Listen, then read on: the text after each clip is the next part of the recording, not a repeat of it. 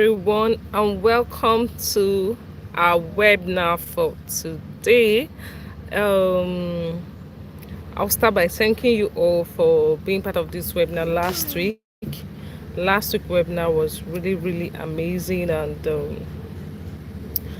it was really great having you on board. So every August 1st to 7th August is the World Breastfeeding Week, and as part of the World Breastfeeding Week celebration, we put up this webinar for you to educate you on the importance of breastfeeding. However, this year, the theme for the World Breastfeeding Week for this year is prioritize breastfeeding and create sustainable support. But the theme for our webinar today is the breastfeeding economy, love in every drop. So we'll start by asking you, as usual, just greet on the comment section. You can greet in your local language. You can also drop your country flag. Let's know where you are joining us from. Let's start with breastfeeding generally. Okay, what is breastfeeding?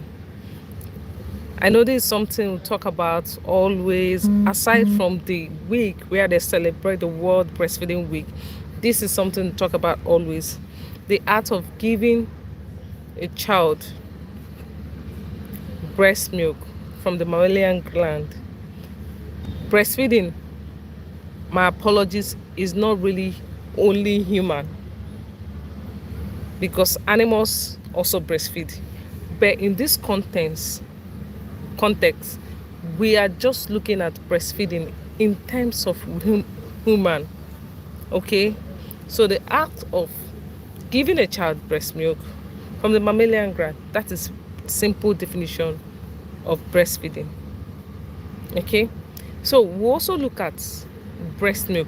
We're just going to do an overview before we now segment other things we have for the day. So looking at breast milk itself is an economic, natural, alkaline milk that have about 85% of water in it. So sometimes there's this myth that you're giving a child breast milk, you're not giving the child water. There's already water in it. If not, why is it liquid? Let's look at it that way. Okay, so, and another beautiful thing is that breast milk is easy to digest. Very easy to digest. You go to the social media and you see people celebrating their kids' birthday, maybe 1 year birthday, and they show you tins of milk the child consumed for 1 year. Now you have the capacity to buy this, but at the same time, it's not good for this child. That is why the policies around food formulation, not allowing formulation for food for children under 6 months, keep increasing by the day. Because the more you introduce this, the more people shy away from breastfeeding and they go for milk substitute for their children, which is totally wrong, except in some extreme cases as advised by your doctor. Okay, so breastfeeding is something that is very essential, and I call it a fundamental child's right. Breastfeeding is a fundamental child's right. Every child should not be denied of breastfeeding. Okay, every child should not be denied of breast milk as far as the mother is there, because the truth remains that whether you breastfeed a child, if your intention is to have your breast stand all your life, whether you breastfeed a child, whether you give birth to a child or not, at the end of the day, as age comes, that breast will not stand forever. It will stay full. Now, sometimes some people will say they may not be able to open their dresses and breastfeed, but you see young lady that want to maintain their breast standing, and you wear a cloth that shows your cleavage very down, so exposing, but at the same time you still find it difficult to open up and breastfeed a child. What's the need? You're suffering the child. And I believe that if breastfeeding policies are as high as traffic road safety policies, a lot will be corrected, a lot will be done. There will be great improvement. I'm not saying there are great improvement in this axis. All right, so let's dive in what we have for today. So I would like to acknowledge the primary health care. They're doing a lot. UNICEF, Nutrition Society of Nigeria, and World Breastfeeding Association, and a lot of people out there that are part of this program of World Breastfeeding Week. Not just for the week, as it's being marked all over the social media, but continually they keep preaching about this breastfeeding. So now, breastfeeding creates a mutual bond between mom and kids and their children. That is why sometimes there's a way a child will act. You will hear something like, was this child breastfed at all? Because they believe that existence of love of a child start from when the child is being nurtured by the mom, and that nurturing, part of the thing that is included in that nurturing is breastfeeding. That's why a child will act somehow, they'll say this child is acting as if the mother never gave him breast milk. You see, that's why in our topic we mentioned that love in every drop. Breastfeeding economy, love in every drop. Thank you for joining. That's why it's very, very essential. Now, how can you increase a country productivity? How can you increase a country economy? How can you create a better place for the future if breastfeeding is not prioritized? That's why our topic says the breastfeeding economy. Number one, if you take a look at so many offices, so many places we engage in, go out, even the motor parks, there's one thing I've always observed. You will always see toilets. Why? Or convenience, anyone you want to call it. Hi, thank you for joining. You always see convenience. Why will you always see it there? Because the people that erected the structure, they know that it's very important to have a convenience in their organization, so that when someone is pressed, the person can go there in a private place and ease themselves. Now I ask myself, to prioritize breastfeeding, can we have breastfeeding booths in organization? Can we have breastfeeding booths the same way, or maybe a bus stop, well-built bus stop? What's the need? So people can stay there, wait for their bus to arrive, or when it's raining or the sun is too hot, people can just stay there for shelter. Can we have a bus stop that will have a breastfeeding booth by the side? By so doing, you're prioritizing breastfeeding, and you're conscious of the next generation that you're bringing. The beautiful thing again about breastfeeding is that it's economy friendly, because when you're breastfeeding a child, you're not taking processed food. We know that the art of processing a food, both from getting the raw materials, from processing it, drying, all those processes involved have an effect on the climate. Now, breast milk is eco-friendly. So when you prioritize it and engage in breastfeeding, you are also encouraging a better climate for the future generation. So this is not just for the child, this is for the future. Again, when you see a child that is being breastfed, sometimes they say there's a difference, the way they act and all that. Oh, that's good. Now, we also encourage if there could be crèches, a crèche at some workplace. Having crèche in some workplace will increase people's ability to breastfeed. It shows that there is priority. It shows that the interests of the future kids are being noted. Because a child who loses in the first 1,000 days of life, it will be difficult to fix it. So the first 1,000 days is still a very essential window to fix up a child nutritional status, fix up a child health status before they move to the other window of their life, other phase of their life. Now, the economic impact is this: is less expensive.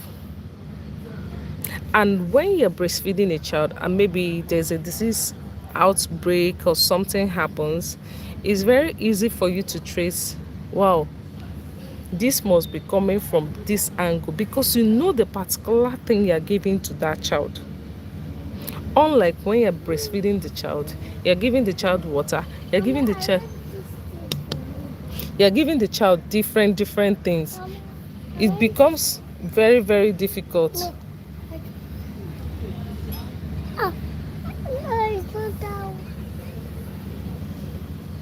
It becomes very, very difficult to know the exact problem with the child. Now, again, it will also be important if policies do not accept, hospitals to create policies that will not accept milk substitutes for women in the hospital. At least I have been to some hospitals, and I noticed that most women, when they're coming to give birth, already in their mind, they have made up their mind that as this child is coming to the end, I'm giving this child a milk substitute.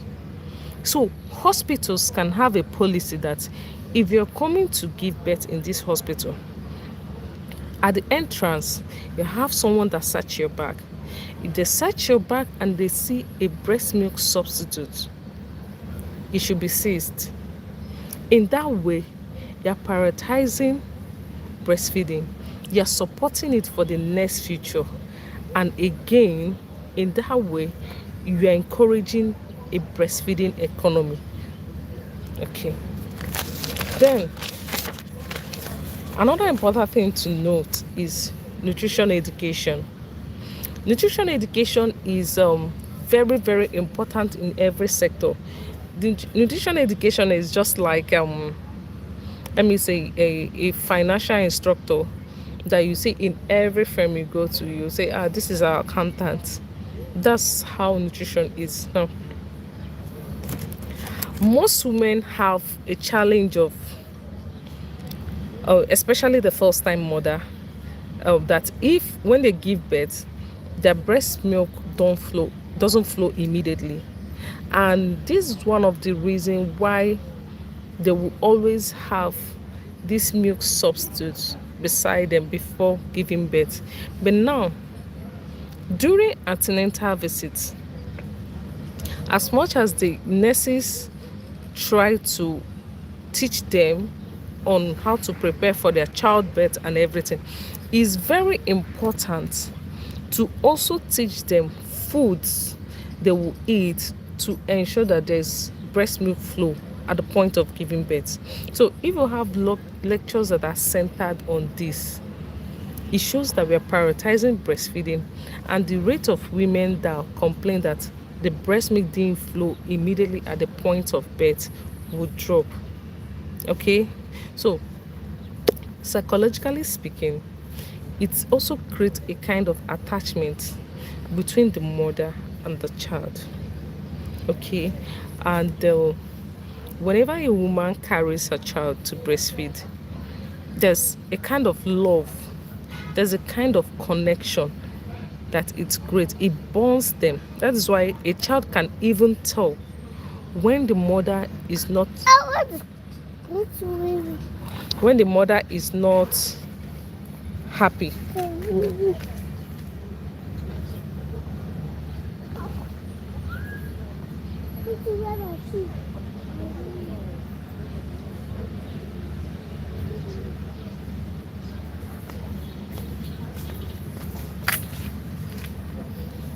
Okay, so another one is supporting breastfeeding in your community. Are you a community leader? Are you a young person?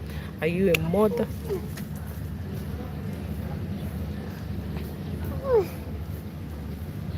Are you a young person? Whoever you are, you have to support it in your community. Now, how do you support breastfeeding in your community?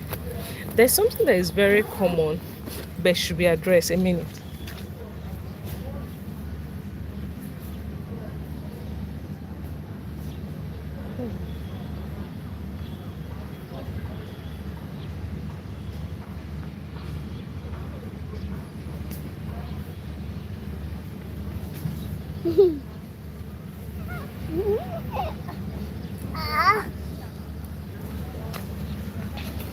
There's something that is very common but should be addressed. And what is it? You know, someone in a bus and you're traveling for like 4 hours. I notice that a woman by your side in that same bus is with a child and not breastfeed the child for 5 hours. See, it is your duty to tell the woman, even if the woman, she knows, it is your duty to tell her, breastfeed this child. This is this child's right. I don't know if the child's rights have a section where they discuss about breastfeeding as a child fundamental right. I think that is very, very necessary, because if you have it, you can raise alarm and say, this woman, we've been on this journey for 5 hours, 6 hours, and you've not breastfed this child. That means you're supporting, you're encouraging breastfeeding. But another important thing is this: women of reproductive age also need to take more of iron-rich meal and folate, because iron deficiency is a challenge. And even when you encourage breastfeeding or you speak more on the exclusive breastfeeding, and the woman that is to breastfeed this child is lacking iron in her body, the child at the end of the day will also lack iron in his or her body. That is why the breastfeeding thing starts from, you talk about the women of reproductive age, young girls, very young girls.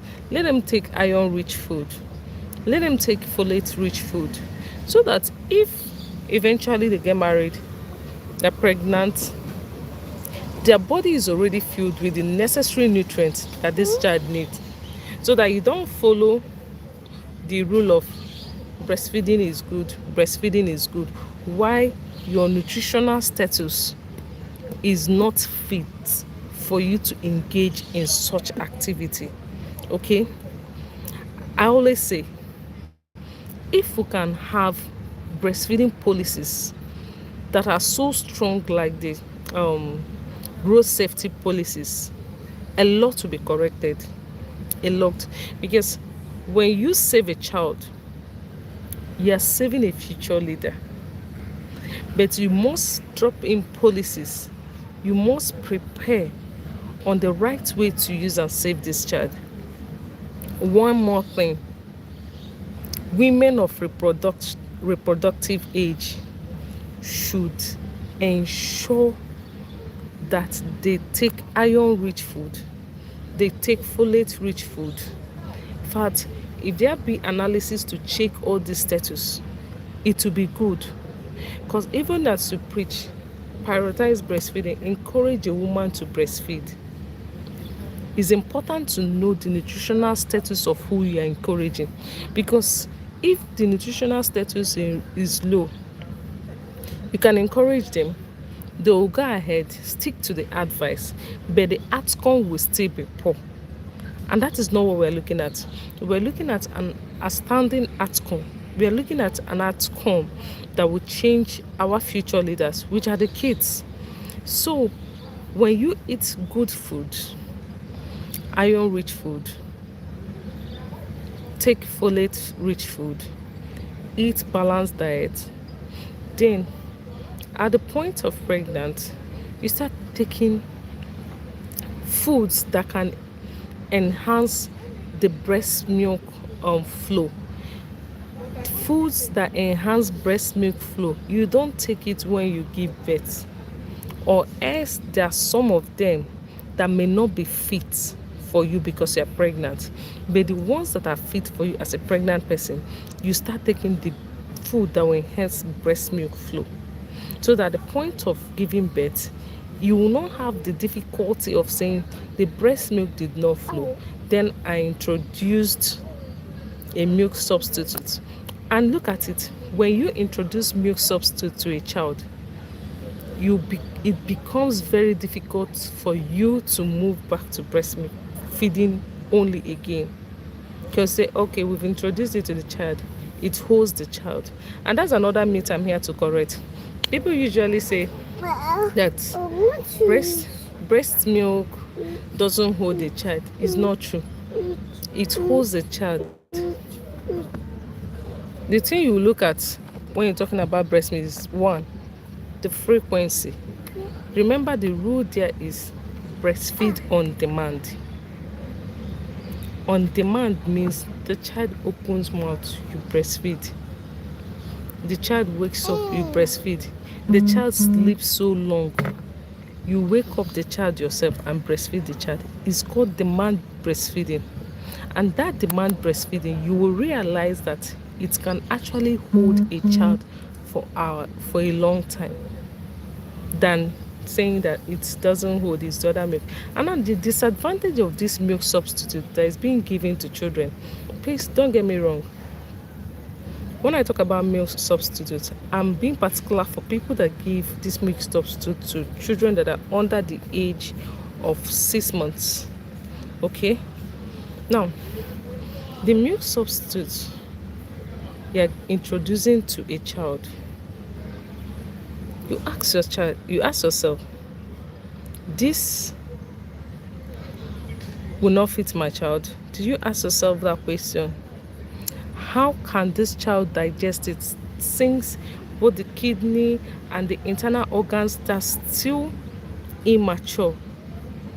Then when you keep giving these heavy loads of work to the baby's system, the more you give this heavy load to the baby's system, the more difficult it is for the baby to digest it.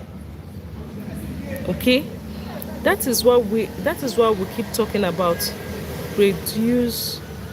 stop milk substitute, because it's a heavy work for the child's kidney. So that you don't go back and start saying, this child is having this issue. Why should this child have this issue? One of the questions they ask now, there are some issues that children have, nutritional issue. One of the questions they ask is that they take the parents back to the first 1,000 days of this child's life to know the kind of food and both the medical and nutritional history of this child. From that first 1,000 days and the present thing the child is suffering, you can now relate it and trace where the problem is actually coming from. Okay? So what is our call to action? Save a child, save a future leader. Prioritize breastfeeding for a sustainable future. Have a breastfeeding booth in your company, have it at the bus stop, have a breastfeeding booth. Even in the churches, there should be a breastfeeding booth. It will encourage breastfeeding. Again, it will be essential if breastfeeding apron is made mandatory for women. When they're putting their antenatal list, all the lists there, breastfeeding apron should be an essential item. That is another way to encourage breastfeeding. That's another way to prioritize it. Again, look at what is happening. Climate change is a very pressing issue, not just here, but globally is a pressing issue. And in the breastfeeding economy, breast milk is eco-friendly. That means if we have more parents, because the population keeps growing, as the population is growing, it shows that we are having more new births, and climate is also an issue. So if you love your child, let's have a breastfeeding economy where people give more of breast milk that is eco-friendly, and by so doing, they're protecting the climate. Okay? And by protecting the climate, these children, when they grow up, they will have a better stay in the society. Thank you so much for being part of this lecture in honor of the World Breastfeeding Week, which is prioritise breastfeeding. And thank you for always tuning in. Please do drop your comment, share, and send to someone. Thank you.